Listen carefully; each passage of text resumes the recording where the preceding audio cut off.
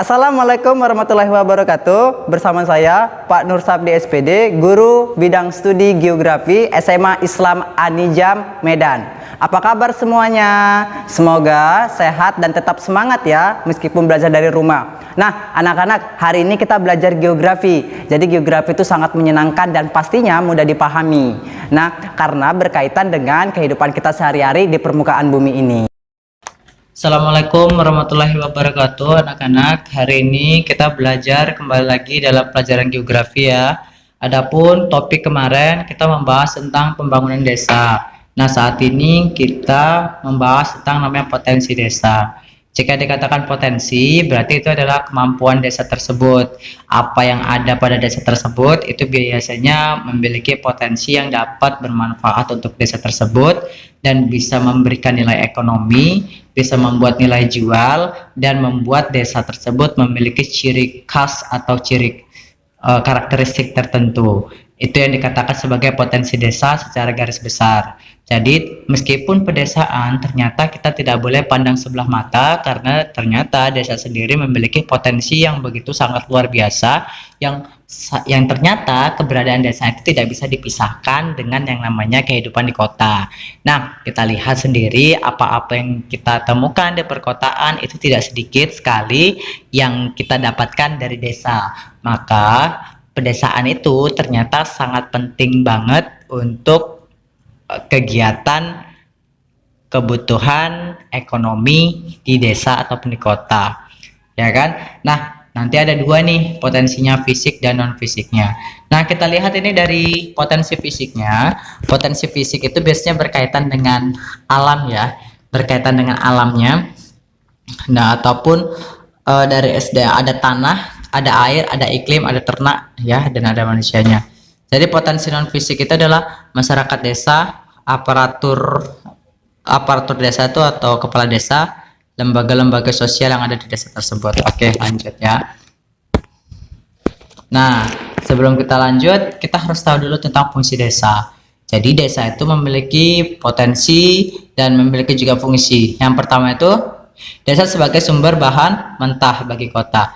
Jadi kita lihat banyak sekali bahan-bahan mentah yang belum diolah itu kita dapatkan dari pedesaan.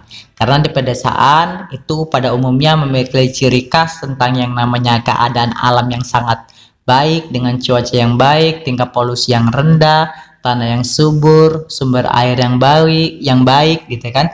Maka sangat memungkinkan untuk kegiatan potensi pertanian, sehingga pertanian itu di sana menghasilkan suatu barang seperti sayur-sayuran, buah-buahan, itu akan menjadi bahan mentah bagi kota. Itu yang disebut sebagai hinterland ya. Jadi kota itu ternyata barang-barang kebutuhan kita seperti bahan pangan, beras, buah-buahan, sayur-sayuran ataupun makanan-makanan daerah pada umumnya itu banyak dikirim dari desa menuju ke kota gitu ya.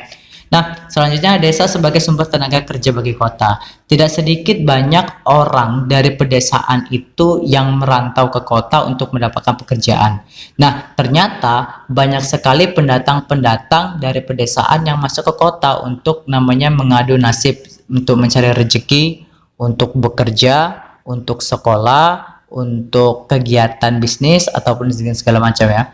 Jadi intinya tenaga kerja yang ada di kota ini tidak sepenuhnya orang kota, justru lebih banyak dari pedesaan yang masuk ke perkotaan seperti itu. Nah, selanjutnya ada desa sebagai mitra pembangunan wilayah kota. Nah, yang dikatakan mitra ini artinya kota itu tidak bisa berdiri sendiri tanpa adanya wilayah lain yang mensupportnya, yang mendukungnya. Nah, tak lain itu adalah daerah yang ada di belakangnya atau hinterland ya, seperti pedesaan juga yang termasuk gitu ya. Oke, kita lanjut ya. Nah, potensi desa. Potensi desa ini artinya pengertian adalah segenap sumber daya alam dan sumber daya manusia yang dimiliki oleh desa. Jadi bukan hanya SDA-nya saja ya, tapi SDM juga termasuk ke dalam potensi desa.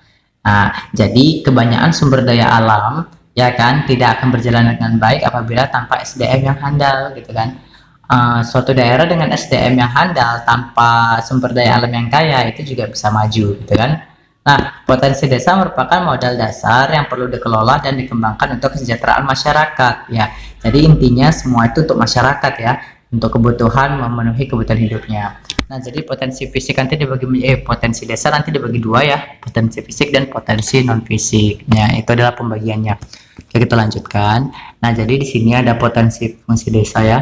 Potensi fisik ada tanah, air, iklim dan angin. Ya kan, ada ternak juga, non fisik sosial budaya dan pemerintah. Nah, ini adalah bagian-bagian dari pembagian potensi desa tersebut ya. Oke. Nah, kita masuk ke bagian potensi fisik ya. Jadi potensi fisik ini itu adalah biasanya berkaitan dengan alamnya, ya kan, berkaitan dengan alamnya. Contohnya di dalam gambar ini itu adalah tanah ya. Tadi kan tanah adalah salah satu termasuk potensi fisiknya. Jadi ternyata tanah di pedesaan tersebut, tanah memiliki potensi yang besar untuk desa karena tanah itu begitu subur. Jadi tanah yang subur itu dapat dimanfaatkan untuk kegiatan pertanian dan perkebunan. Dengan adanya kegiatan pertanian dan perkebunan tersebut, maka pedesaan tersebut akan menciptakan suatu produksi berupa bahan pangan, seperti beras, seperti sayuran, seperti buah-buahan. Nah, ketika ada itu, maka hasil alam itu akan dijual. Ya kan, ketika dijual mendapatkan uang dan akan menggerakkan namanya perekonomian suatu daerah tersebut. Nah, ketika suatu desa tersebut contohnya banyak sekali menghasilkan padi, karena dengan tanah yang subur, maka desa tersebut bisa dicap sebagai desa padi. Nah, dan memiliki potensi besar untuk produksi lumbung padi, sehingga bisa berpotensi secara fisik desa tersebut akan maju. Oke, bukan hanya tanah saja, yang lainnya juga ada ya. Nah, seperti apa? Air. Jadi air itu sangat banyak sekali kegunaannya ya, untuk air minum, cuci piring, cuci baju, mandi, masak, irigasi, sarana transportasi gitu ya. Jadi yang paling penting itu biasanya adalah di pedesaan adalah irigasi. Jadi irigasi itu untuk perairan, untuk mengalirkan air-air ke sawah-sawah penduduk melalui bendungan gitu kan. Jadi irigasi ini sangat luar biasa manfaatnya ya. Oke, kita lanjut. Nah, ini adalah salah satu contoh irigasi. Jadi irigasi ini itulah yang banyak dialirkan ke sawah-sawah agar tidak kekeringan.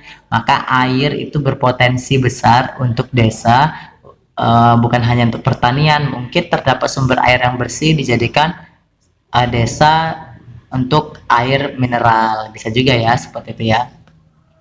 Oke, selanjutnya ada peternakan. Nah, peternakan ini adalah salah satu bagian fisiknya dari pedesaan. Jadi dengan adanya konsumsi daging yang banyak dilakukan orang kota, itu ternyata sangat bermanfaat sekali untuk pedesaan karena mensuplai barang daging untuk ke kota, dan kota mendapatkan namanya suplai daging, dan itu sangat bagus sekali untuk kebutuhan hidup ya, kelangsungan hidup, nilai gizi juga. Jadi ternyata bisa saja desa tersebut menjadi desa peternakan yang terkenal, seperti desa-desa di NTT, NTB, itu mereka terkenal dengan peternakan ya. Pedesaan tapi banyak ternak, maka dicap sebagai desa ternak. Nah, itu memiliki potensi yang luar biasa, makanya dengan istilah Dompu Sumbawa gitu kan. Nah, itu adalah salah satu contoh di pedesaan yang terkenal dengan ternaknya gitu kan. Oke, kita lanjut. Nah, iklim yang sejuk, dengan udara yang sejuk, dengan daerah pegunungan, topografi yang luar biasa, bisa jadi desa itu bisa menjadikan desa wisata ya. Seperti digambar, dengan pemandangan yang indah, dengan iklim yang sejuk yang tidak dapatkan di kota gitu kan. Di kota kan penuh dengan polusi ya, maka pedesaan bisa menjadi suatu pilihan yang cocok untuk dijadikan desa wisata. Itu salah satu iklimnya ya. Nah, yang kedua ini kita masuk ke potensi non fisik. Potensi fisik ini adalah potensi yang sumber daya alam, sosial, budaya yang terdapat di desa. Jadi bisa gotong royong, lembaga dan organisasi sosialnya, serta aparatur pemerintahan. Jadi itu ada 3 ya pembagiannya ya.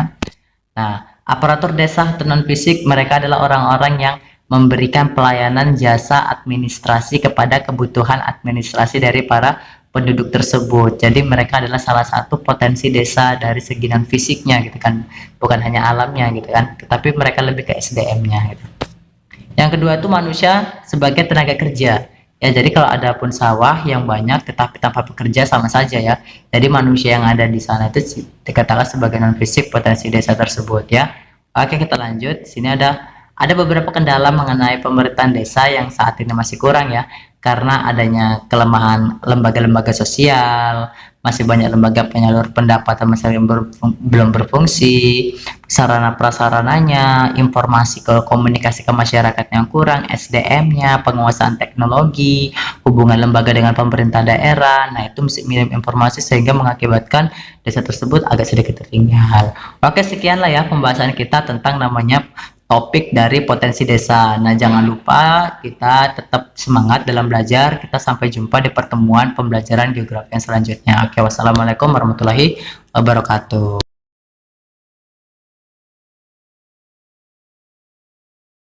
Sekianlah pembelajaran kita hari ini. Sampai jumpa di video pembelajaran selanjutnya. Jangan lupa untuk like, comment, and share. SMA Islam Anijam, unggul, cerdas, Islami. Assalamualaikum warahmatullahi wabarakatuh.